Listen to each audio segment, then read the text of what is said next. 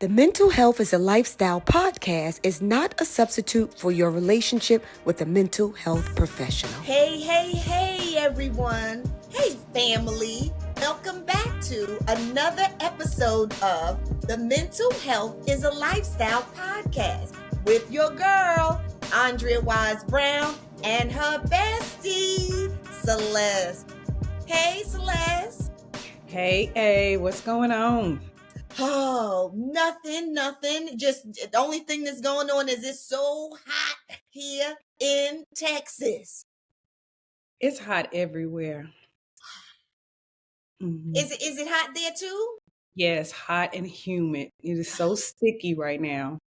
So, oh my goodness. Yeah. So outside of that, it being so hot, what else? Oh, just some new revelations with politics. This is making for a very juicy election. yes, I agree. So Goodness, I have lots of thoughts, but I'll start by this. So we started off with Joe Biden and then Donald Trump, attacking Joe Biden about his age and his mental ability, his mental fitness for the job, right? Could he do it? And apparently that was pretty effective. And it became evident when they had their first debate, and it was a disaster for Joe Biden. And from that point, the top people at the Democratic Party was like, you're not going to win. We can't move forward. You got us back out. And for me, I was like, how dare you? You're supposed to back your person, and he's fine. He can do the job. We vote for the administration. I was all about that. But I didn't know who they were talking about replacing him with, right? Because I was like, well, if you do that, then who's going to replace him? Because I'm thinking the whole ticket is going to be gone, right? Mm-hmm. But that's not the case. So Joe Biden finally said, okay, is this what y'all want? This is what you get. He stepped down, and then he immediately turned around and picked his own successor. He picked Kamala Harris, who they say has been on the job day in and day out, that she's the first person in the room in the morning and the last person to leave at night. She's everywhere. She's on the ground. She has been talking to people. People say, where's Kamala? We haven't seen her. She's been busy. That's because she has a job. She's been working. She's been going around speaking at college campuses. She's been talking to women about their rights. She's been working. She's been hustling, and she's been listening. Okay. She's been listening. She's been connecting herself to the people. And so when they handed her this torch, Joe Biden had handed her the torch, she ran with it. And she has been flourishing ever since. She's a member of the Divine Nine. If you know, that's sororities, fraternities at HBCU. She went to HBCU. She's an HBCU grad. They immediately, as soon as she announced her candidacy, they immediately set up a call. All these Black women got on this call and had a meeting, and we're going to support her, and how can we help? And from there, it's been one meeting after the next. Each group has been represented and included. And the last time I checked, it was Republicans for Harris. So Donald Trump is losing support on that side as well. So I won't go into it too much, but I'm just saying I'm very excited for the ticket. I think in Tim Walz, she picked out a really great running mate, and that he's very great at communicating. I think that Donald Trump is peeing on himself daily because he does not know how to handle it. And the last thing I say, Andrea, and I know, listen, like you said, you shouldn't have even got me on this rant because you know I can do it. I will say this. We all know that Donald Trump is very disrespectful to people in general, right? Anybody he's running up against. But I will say the level of disrespect that he has levied upon Kamala Harris as a Black woman has become very personal for me. And it should be for all Black women. And the fact that Black men, in my opinion, who support Donald Trump, condone this. I would say this. It doesn't matter if you agree with her policies or not, or her politics. You can be a Republican all you want. But when you sit back and say nothing while a white racist man berates, denigrates, insults a Black woman, that says something about you. And I don't want to be I've decided that if you are a Trump supporter, especially a Black male Trump supporter, a Black female Trump supporter, I don't want to be associated with you. Right? Because it speaks to your character. And I'm done. Okay. You shouldn't have did it. You started it. Yes, I did. I guess I did. Okay, friend. All right. So we know where you stand. I get it. You didn't see all that coming, now did you? What? Did you say election? Well, let me tell you how I feel. Girl, I was like, old girl's sister. Irene. Irene, baby, I put straight Irene on her. Ugly frog. The ugly ass frog. Oh gosh. Okay, so at some point we gonna have to talk politics, friend. And that means I'm gonna have to follow it more closely because I do not follow it as closely as you do. Listen, don't even waste your energy on it. Let me get mad. You just stay out of it. You got enough on your plate. You just show up to vote. That's all I want you to do. That's all. Let's not go here again. Just leave it here. All right. All All right. right. Let's talk about our next show. What are we covering? What are we covering? Okay, so today we are covering Love is Blind UK. Okay, Love is Blind UK. So now, best friend, you got me watching it. And this is on Netflix, family. And what we do here on this mental health is a lifestyle podcast as we break down everything that affects your mental health. And this right here section is relationships with my bestie. I just felt like it was a different twist on relationships instead of me just sitting up here in front of a microphone talking about relationships. Let's take some real life relationships and then let's break them down. So that is what we do here. So now we are on Love is Blind UK. All right. So the first 4 episodes are out. And we're going to kind of just talk about and introduce these couples and the ones that are of interest to us, right?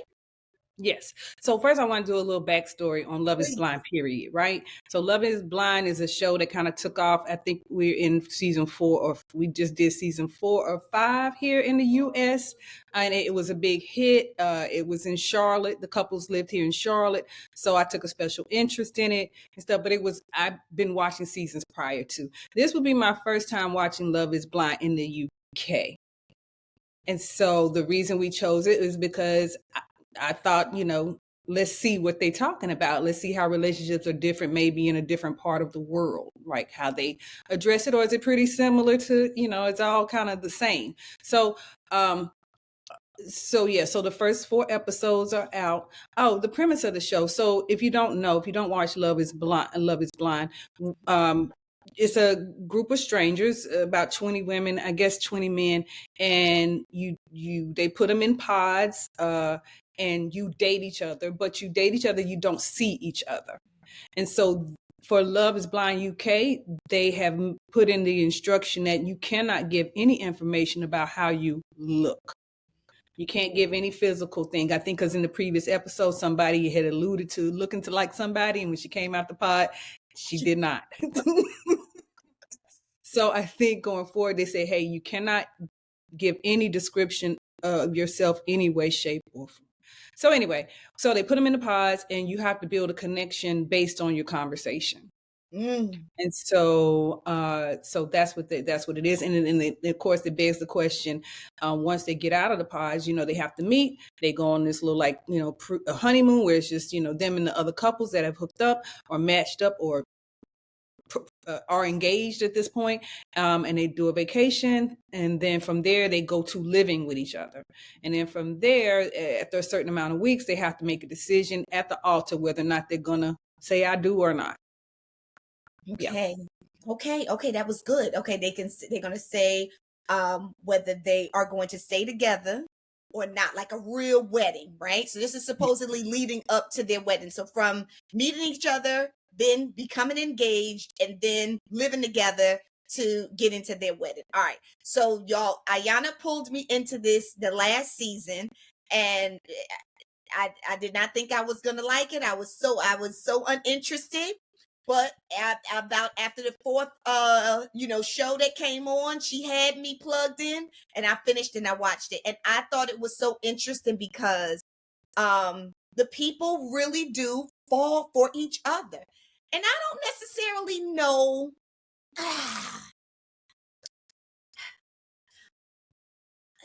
I shouldn't say that it's gender specific, because I was going to say I don't necessarily know that the men fall is swiftly for the women or as deeply as the women fall for the men. But and the only reason why I'm saying that, I'm not just saying that just from just day-to-day reality things, out here. I guess I'm taking it from that the last season, just how I saw it seemed as if even when the couples were still together, when they broke up, if they did break up, it seemed like the women were the ones who was taking it so much harder than the men. So interesting to me. They were like distraught, and they kept trying to make it work. And when the men had got to a place where they was like I'm done. So then I have to ask, were they really that connected anyway? So okay. So now this is a new ride that we riding together. And so I think it's interesting. So, friend, was it something you wanted to say before I asked about the first couple, or did you want to bring up the first couple? Either one. No, I think we covered everything. I agree with you. I think that the breakups are a lot harder for the women than they are for the men. Although, when I do see the men take the breakups the hardest is in the pods before they even see that person. And I think that has more to do with rejection than it does to do with the actual relationship. Absolutely, with their ego. That's right. A man's ego being broken because he wasn't chosen. Yes, I do believe that. That is what I'm assuming too. That's right. But in the long run, it seemed like the women be like losing their stuff. Yeah, I think that a lot of women go into the pods with the idea of marrying someone and starting a family, and they have that on their mind, and that is what they want at whatever cost it takes. I got to get across that finish line. He's got to say I do to me, or I'm a complete failure. And I also think a lot of people show up there with a lot of insecurities, and they bring them right into the pods, and so it just, of course, when you get rejection is rejection, right? So even if it's midway through the relationship or at the altar, whether y'all fight every day and it's just not going well or not, it doesn't matter. It's like, but you got to say I do. That's what you agreed to. Why won't you do it? It's like, but he's not feeling it. He don't want to do it. Why you want to be with somebody that doesn't want to be with you? But anyway, that's further down the line. But yeah. Right. Okay, that's further down the line. So then, check this out. So now, to spin off of you saying men and insecurities in the pod, the first person that comes to my mind is Sam. So when I see Sam is so insecure. So I'm not sure how old Sam is, but what I do know is that Sam already talked about he already had a nose job. He said he wants to get married. He said he goes to the gym all the time. He's like super obsessed, he said, with his body. He said he's desperate. He said the words, "I'm desperate and I just want a woman to give me a chance." Why won't they just give me a chance? Yes. This is in the first 3 episodes. He's speaking about how desperate, really the first 2 episodes, how desperate he is. Yes. Yeah. So that Sam, he wants to be wanted so bad. And I am assuming he has had many failed relationships. And now he's in this place where he wants Nicole really badly. But he wants Nicole badly because he already got tossed to the side with the first woman that he was trying to date. Yes, he did. And so, and then Nicole is also dating Benaya. And Benaya is the one with the long hair. Yes, Benaya's the one with the long hair. Seems very sweet, very sincere.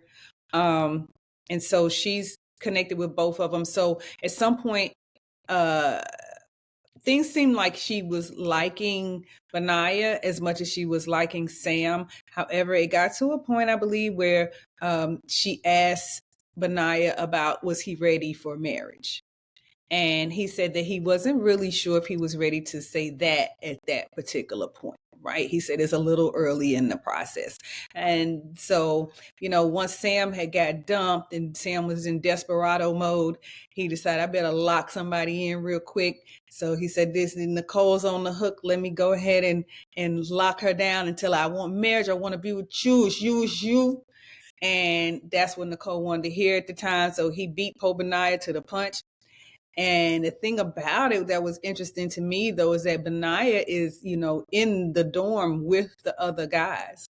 And so he knows Sam. He's getting to know Sam as well, to the point where he is feeling that maybe Sam is not there for the right reasons. That Well, Sam just, So go ahead. no, wait, but do you know why he said that about Sam? No. Okay, so this is why. No, this is why. Because when Sam was in the pod and he was in there with Nicole, and he was all excited because he's saying all of the right things. That's one thing that Sam did. So Sam was tossed to the side by, I want to say it was Catherine.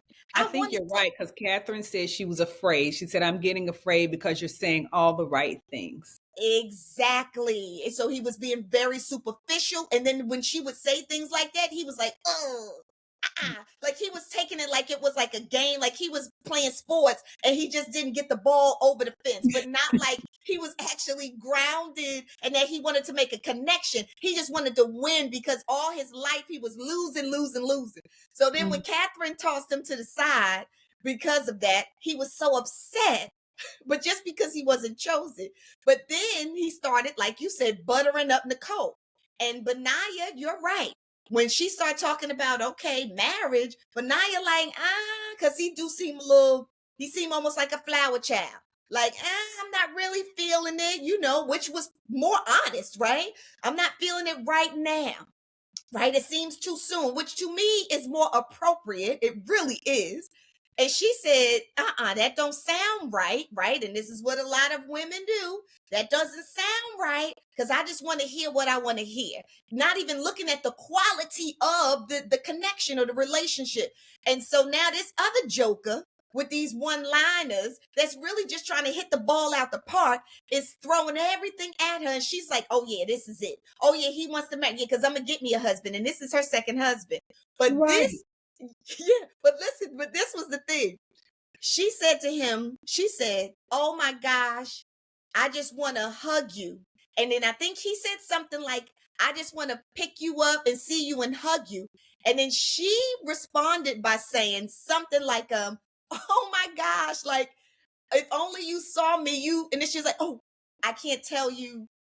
I can't. Oh, okay. I forgot. We're not supposed to say what we look like. That joker, what I tell you after that, he walked away. He was sick. And in his mind, he probably thinks she is 2 tons of fun. So he decided. I remember that, yes. So he got back in the party like, hey, she said something really disturbing. He didn't want to say, I think she might be fat. But I think she might be, had mistakenly told me that she was fat. So you're saying that's what Benaiah heard him say, and that's what made Benaiah apprehensive, like, I think he's here for the wrong reasons? That's exactly what happened. Benaiah saw him pull 2 guys to the side and was like, I'm having a problem. I'm having a problem with this. He is like, he said something like, and I don't have a problem with big. He said something like that. Because Sam is obsessed with how things appear. That's right. All his nose jobs and gym and changing his body and hair and all of that. Yes, that's what he's obsessed with. The surface. He doesn't want to go back around his friends and have to introduce this big girl to his friends. No, I'm just saying that's exactly what it is. Oh, superficial ass Sam. But the good thing is that she's tiny. She's not even big, and I think that's what she was saying. That, like, only if you knew you really could scoop me. But he took it as, oh, she is 2 tons of fun and he just don't want to play. I agree. Okay, so here's the thing. Here's what I find interesting about this is that they're in the UK, so they have these accents. So when I close my eyes, I hate to say it, Nicole does not sound black to me. So I'm wondering if that is going to be an issue once he steps outside the pod and he actually gets to see her. Is he going to be okay with the fact that she's a black woman? Friend, this is why we friends, because I thought the same thing. I said, I wonder if he knows that that girl is black. That's what I thought, the same thing. He doesn't. I guarantee you he does not. Oh, I can't wait until he sees her. I just cannot wait. Potentially, he's falling in love with the big black woman, a BBW. Hey, family, come on over here because I have something for you. Starting off with a go to guide for keeping your minds healthy and strong.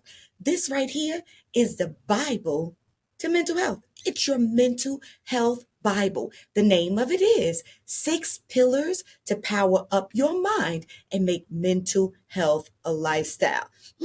Everything that you need to know about keeping your minds healthy and strong is in this go to guide. Where you get it from? Well, you get it from awisebrown.com/shop.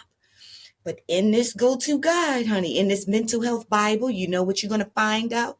You're going to find out the benefits of aromatherapy, and how it can shift your mood. But guess what? You don't have to go anyplace else to look for your aromatherapy because your girls got you, okay? You can get some aromatherapy here. This is aromatherapy is in this candle. This is called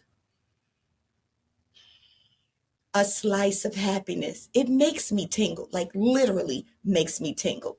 A slice of happiness. This is a cruelty-free candle with no parabens, no formaldehyde, and no known suspected carcinogenics. Now, you know, you go out here and you find these candles that smell good, but are they good for you? Are they good for your brain? Come on now, get real with yourself. Well, this one smells delicious and it's good for you. Made with essential oils. It's a soy candle. Amazing. You can burn it or you can just walk by and smell it. Lord have mercy, it's so good. Okay, so that's your candle, your aromatherapy, which raises the dopamine in your brain. That's your natural feel good. Neurotransmitters in your brain. All right, y'all. And I'm a part of you. You're a part of me. We are a family. We got hoodies now, and these are unisex hoodies, and they wear well, they wash well, and they feel so good. So you can wear them over your clothes, you know what I'm saying, and look dope, or you can wear them as your clothes with nothing under them, which I like to do often. And when you travel everywhere, I mean, every time I wear them, I'm moving around. People are always asking me whether I'm traveling, going to the supermarket. What's that? Who's that? And I'm like, mental health is a lifestyle. Because see, this is on the back. Okay, they come in white and they come in black. I'm like, join the family. Mental Health is a Lifestyle podcast. So there you go, family. Don't you ever say that I ain't give you nothing. You get all of these things from awisebrown.com/shop. All right, I got your goods. I got you. You don't have to go anyplace else. I'll see you on the other side. And I ain't saying nothing bad against BBWs, okay? No. We ain't saying nothing bad against BB. I'm a BBW, so we're not saying That anything. is true. What you That say? Yeah, you are. Well, You're a who beautiful told you? black woman.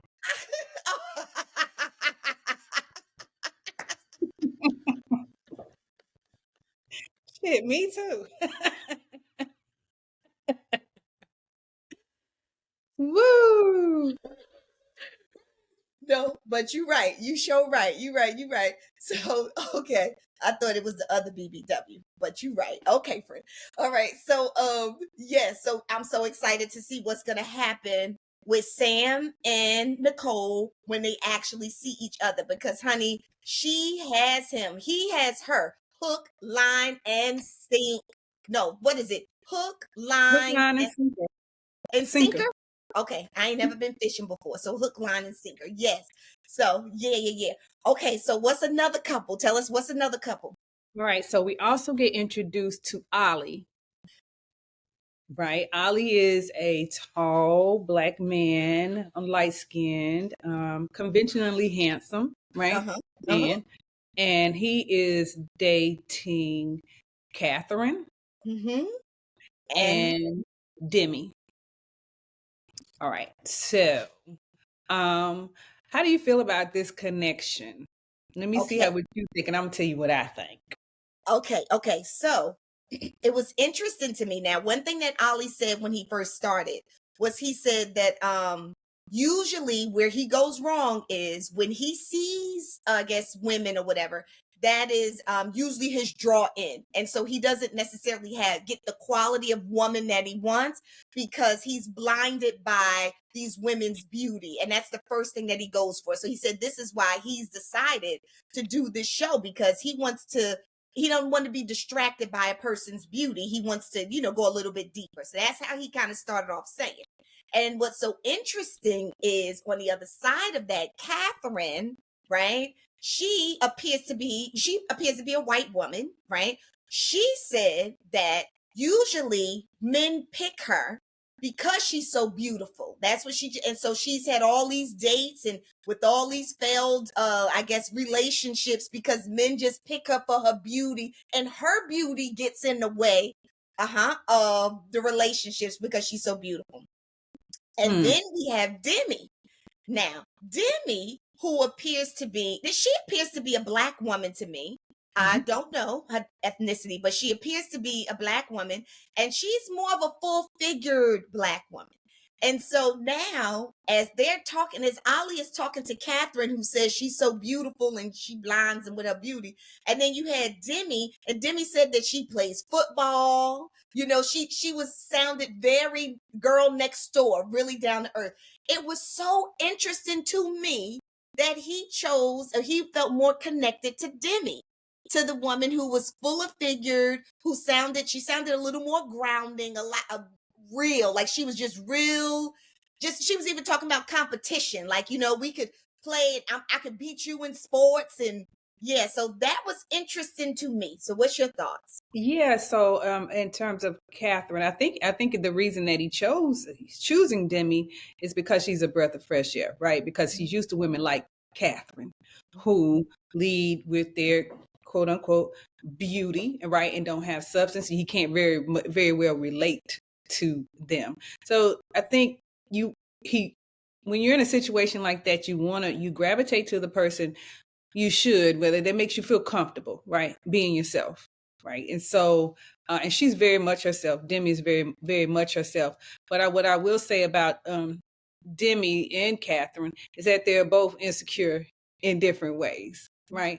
Catherine seems to rely on her beauty, right? And so, um, at some point, when she realized Ollie was going in a different direction, that he might be leaning towards Demi, then she pretended as if she made the decision to end it with him.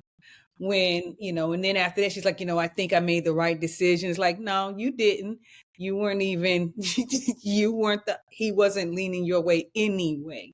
And Mhm. as far as Demi is concerned, I feel like, she does have some insecurities about her size and about her appearance, maybe, and some things that she's used to losing out to the beautiful woman. So she's put this extra effort in on Ollie's birthday, gave him cupcake and balloons and made him feel special and that kind of thing. But I think and I think she's going to have to be reassured a lot through the season in order for this to work. I think we might have an issue with that she's Oh, going to have to be constantly be validated by him.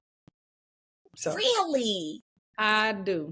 Okay, so this is so interesting because, and the fact that you even said that now, uh, obviously, she's a fuller figured woman, but she never mentioned her insecurity surrounding that. She mentioned her insecurity around having endometriosis and not necessarily may not be able to bear children, and she said that this gets in the way of a lot of relationships.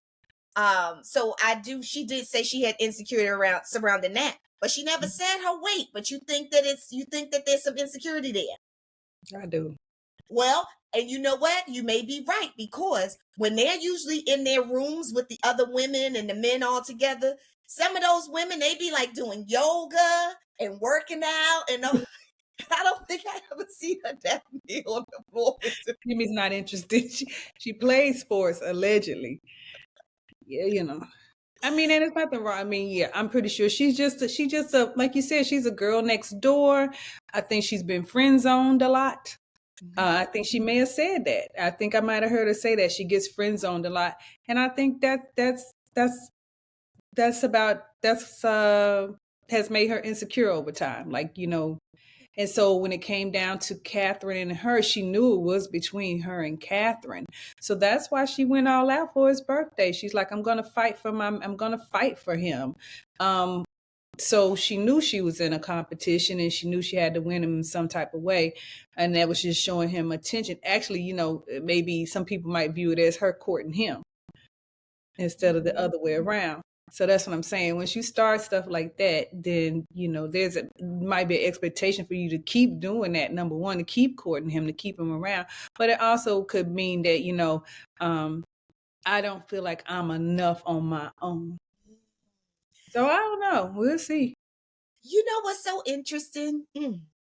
I'm just sitting here thinking, see, we best friends, because I promise you, when she had them balloons all over, and she literally was making a handcrafted card, and she was doing and didn't she, the cake that they were eating, was that the cake that she provided? Like, she really did his room up. When he walked in, he was just like, oh my, like, it's amazing.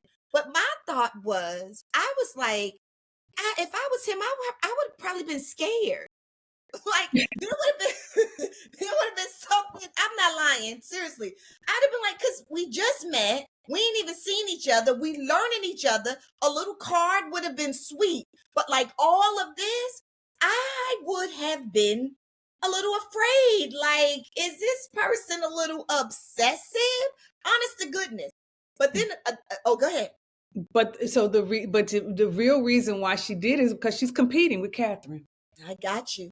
But then this is the thing, right? So you're right. Once she hears, in the, you know, fluttering in the background, that he said that he liked it, you know, through who was the other girl? No, Demi. So when Catherine heard that, right, and she decided, well, you know what? Because like you said, her insecurity, like, I'm gonna go ahead and go on in here and check out. I'm gonna check out, right? Before he checks out on me, I'm gonna check out on him. So, but this is what I saw.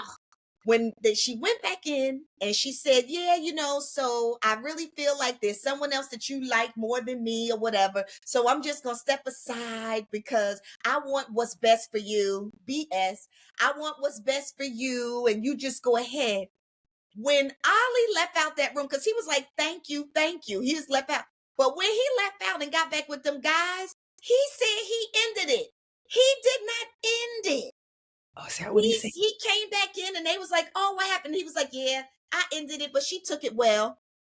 I'm like, oh no, Ali, don't you let me see you being a liar. I wouldn't care even if it's a little lie. Don't you be a liar. You could have walked in and said, she checked out because whatever, she ended it.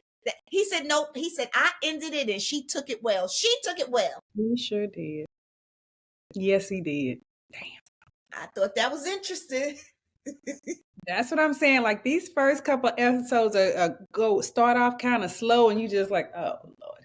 But when they start moving places, moving to pieces, and these triangles start forming, and people's personalities start to show themselves, it just gets greater as it goes along.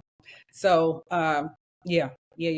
So, did we have any other couple that we were interested in?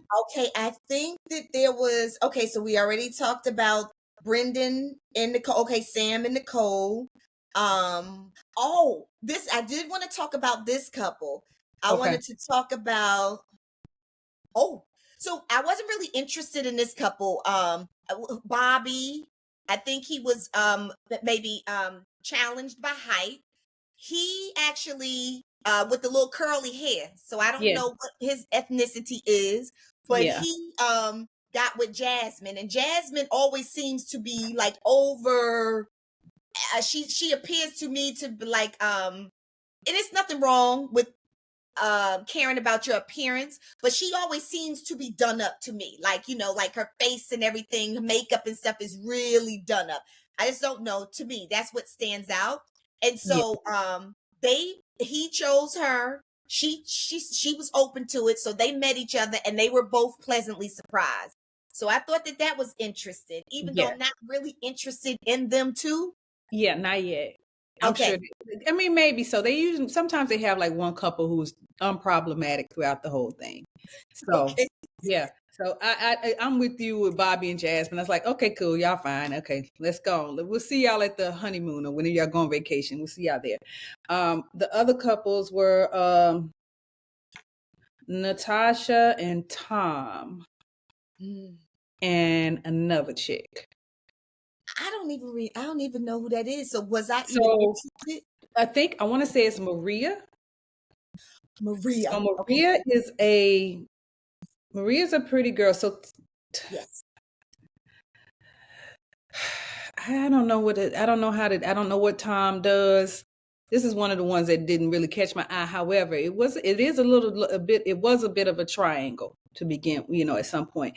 It was Tom and Tom like Natasha. Natasha was the blonde-headed girl. She and Demi were close. You would see them talking a lot. And then you got Maria. Maria is a dark-haired, really pretty woman. You can tell she's got a figure. And Tom is trying to decide on them based on the sexual energy.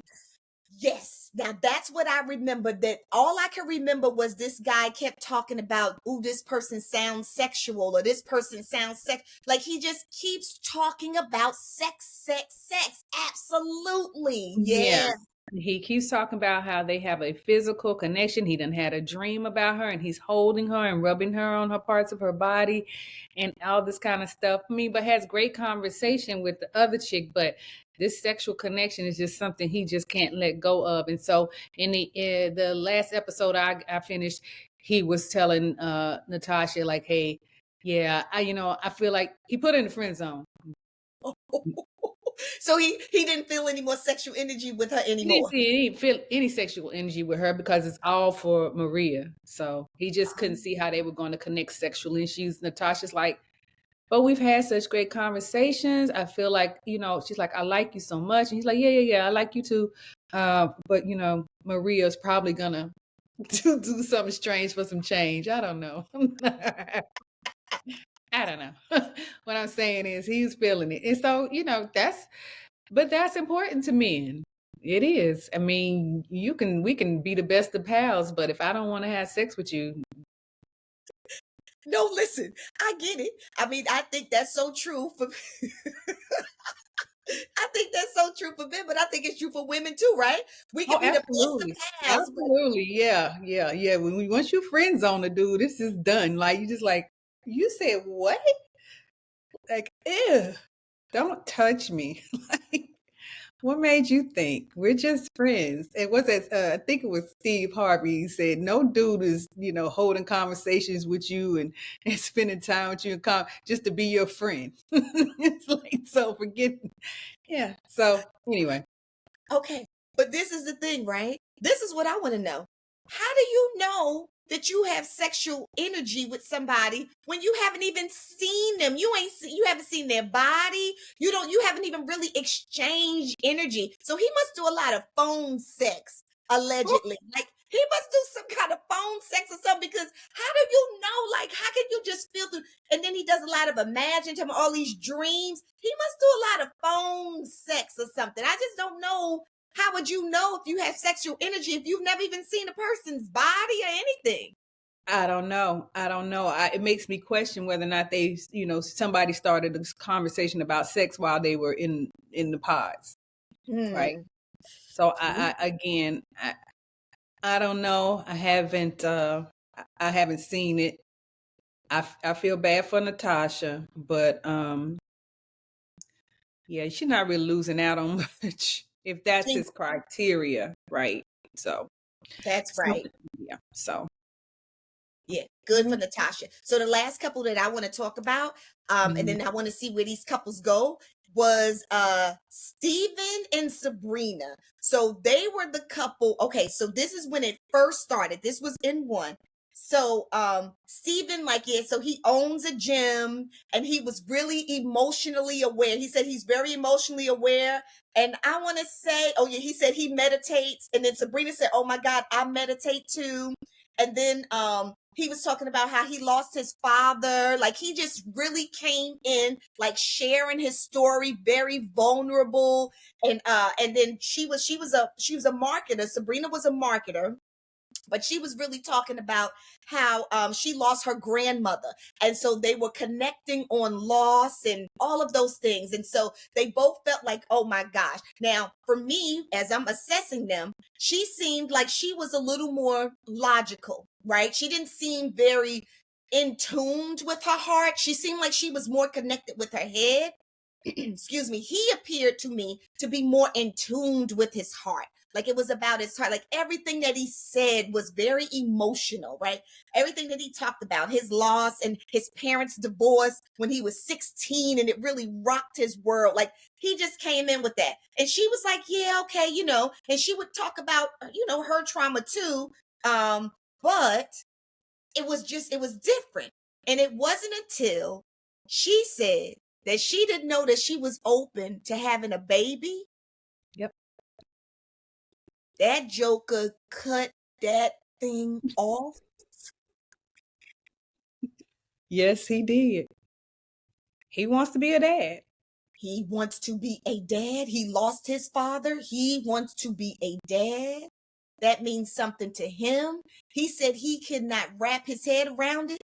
She left, came back because, see, I think she's a marketer, right? So she was trying to figure out what's the right words to say. So when she saw that he got quiet, when she said, I don't really know if I really want to have kids, and he was like, she left, talked to her friends. Honey, she came back and said, I mean, I would do it even if it was IVF. I could see one. Like, she start changing her game. He was like, deuces. Yeah. Yeah. But I like it. I like it. I'm so happy that he heard that. For him, that was a red flag, right? I can respectfully bow out. I don't Yeah. want to have to be convincing you to do nothing That's that you right. already said you ain't into. And this is something I value. So Yeah. it It's a felt good. non-negotiable. It's a non-negotiable for him. And that's that. And he's sticking to it. And I think men are a lot better at sticking to non-negotiables than women are, right? Isn't that So, something? yeah. The last couple I told you about, Maria, the one that he has this sexual connection with, Yes. Tom. Did you hear when she said, I don't know if you remember this, Maria, the one he has a sexual connection set with, wants to be a housewife. I She did. don't want to work. And he said, I don't know if I'm down with that because I don't want a wife that's at home and not working. And she's like, no, I'm not saying I'll never work. She fixed it. I'm not saying I'll never work, but what I'm saying, when I do start having children, I want to be home with the kids. He said, yeah, I'd like to be home with the kids too, but we have to work. So let me just say that. So that's very important because that is a serious thing. This woman's already telling you, I want to play a traditional role. I want to be a housewife. I want to be taken care of. And you're still gonna pick her. So, okay. That's the one that he picked. You still pick. So he ignored that huge red flag. Because you're right. I do remember when he literally put his hand on his head and he put his hand down like this. And he said, like, I don't really, yeah, like, you mean you just not gonna work? I'm not down with, like, not working. And you're right. She went to over explain, and that's right about, well, no, I mean, if I have a baby, like, at least for the first 2 years, she probably wouldn't say 3, 4, 5, but she was like the first or 2 years, right? And then he goes, well, I wouldn't want to work either. And she was like, I mean, it goes both ways. I mean, yeah, that would be for you. If he says I do to her, that joker gonna end up pregnant on night one. There you go, ignoring red flags. So that was good to point out that was a red flag. That was a man that did not ignore that red flag because he's thinking about that sexual. He's leading with his penis. Through his ear, though. Through his ear. Like, because he just. What a simp. Just kidding. Okay, now we go back to the others. Now, who we talking about again? No, we done. No, that was it. I think that was good. So I don't know. Is there anybody else? No one else stuck out to me. So, Freddie ended up asking Catherine to marry him. Freddie. Okay. Freddie's the funeral director, the QT patootie. He's so he's so cute. The funeral director. And he said, right? He said that did he say that shocks everybody or it turns everybody off or something like that? I don't know, but I think he did. I think because they see funeral director. I don't know. I wouldn't have a problem with it. I mean, I don't know how much they make. Maybe if that's a drawback for people saying no, I don't want to, because they think that they don't make a lot of money. I don't really know. I have no problem with a funeral director because people die all the time. That's job security. That man is gonna never be jobless. Okay. You gotta, and funeral directors turn into funeral home owners and those things of that nature. So you can all you want, but this is a sensitive man who's used to dealing with people's grief and pain. So he's sensitive to feelings and emotions, and he's fine. Yes, so, he is. He was a handsome man. Yeah. They seemed pretty happy when they met. When they finally met, like they were both crying, like ugly face crying, like, oh my God, you look so good. So they should start out strong. I'm interested in all of it. Yeah, it's gonna be interesting. No, I'm interested too. And yeah, they probably were pleasantly pleased that they both were aesthetically pleasing, right? So I do. But yeah, I want to see where it goes because Catherine just gets in where she needs. She tries to get in where she fits in. That's the thing for her. I feel bad for Freddie. Right, because he seems like a nice guy. Like he just appears to be a nice guy. He's a handsome man, but he just appears to be a nice guy. So this is going to be interesting. Yeah, he seems genuine to me. Like, so if he's not, he's done a really great job of fooling me, whereas she doesn't seem quite so genuine, in my opinion. Maybe it's another side of Catherine, but, like you said, the stuff that we see when they're in the dorm rooms with the other women, and the stuff that we see in the dorm room with the men, and what they say in their confessionals, like, it's interesting. It's a different side. And this because of the fact we know that she did not call it off with Ollie, and Ollie didn't call it off with her, or she, it's just gonna be interesting ride. I'm ready. I'm ready for the next set. I can see why they dropped 4 at the same time. Mm-hmm. Oh, right. That's right. I can see why usually do they not do that usually? I think they always do the first 4 because they want to get you invested in the couples. Okay. All right, family. So y'all catch up. It's on Netflix and it is Love is Blind UK. I just have one more question, C.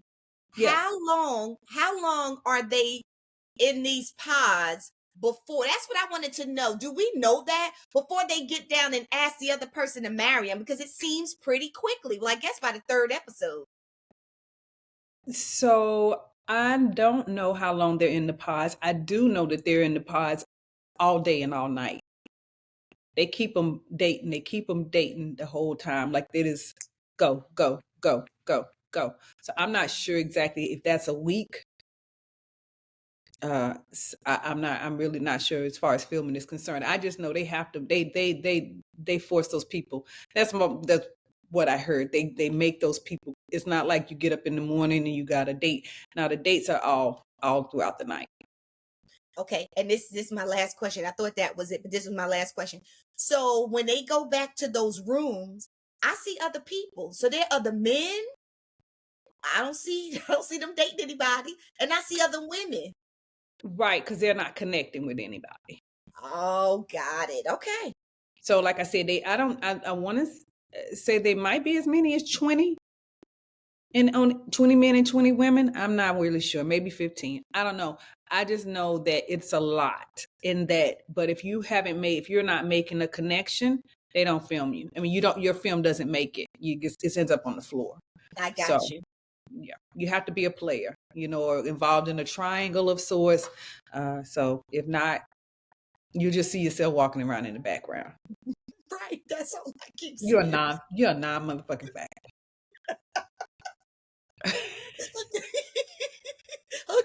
Okay, because that's what I was wondering. Yeah, I was like, okay, so when is that guy going to date? Or when is that girl going to date? And then I'm like, they ain't dating, so I get it. So they're trying to prove this premise that love is blind. So they got to have some kind of connection. Yeah, for at least 14, 15 people, love is not blind because they're not connecting with anybody. So, okay. Yep. Oh, all right then. Well, so there we go. So that is our first episode on Love is Blind UK. In my personal opinion, do I think that love is blind? I think for a certain period of time. I think I feel like, yes, you can meet somebody over the phone or, you know what I'm saying? Do this long distance thing where you're not really in their company, but you really get used to hearing their voice and you can take their personality. Y'all can kind of jive with each other. So I really do think that you can be connected to somebody and even fall for them, have feelings for them. But I think when you meet them in person, that's your telltale sign as to whether love is really blind or it can see. When it can see. Absolutely. I think we have that from the last show that we watched, right? Where they actually could see each other and they could see each other, but it's not the same as being in somebody's presence. That's right. So it doesn't ever, it's not blind, it's not deaf, it's not, it's not a lot of things, but you have to have human contact with somebody day in and day out to really know who they are. And I think that's always interesting. So, but relationships in this situation have worked. There are people who are married, who have, I don't know if they have families, but I know people who, yeah, they do. They start families and stuff. They actually have met on this show. And it has started out with their personality. It just so happens that the other things align too. So. Yeah. And I think when I watched the reunion on the last one, they did have like about 4 or 5 couples who have stood the test of time. They're married and they're having babies and all of that. However, it didn't highlight all of the other couples who got together and it failed, right? But the reality is even if it was 3 couples, right? It did work for somebody. Yes. All right, family. So get back into it. Love is Blind UK. We gonna come on again and talk about, I guess, whatever the next 4 that they put up or however they doing this. Right. Okay, we're gonna follow this story along. This is a therapist and her bestie just having real talk here, real talk.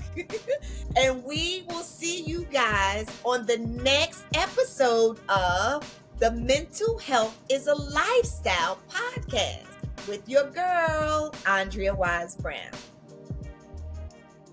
You want me to say something? Bye. You can, yes. See you later. So click this little link right here, family, and make sure that you subscribe to the podcast and then click this bell so that you know when the next episode is up.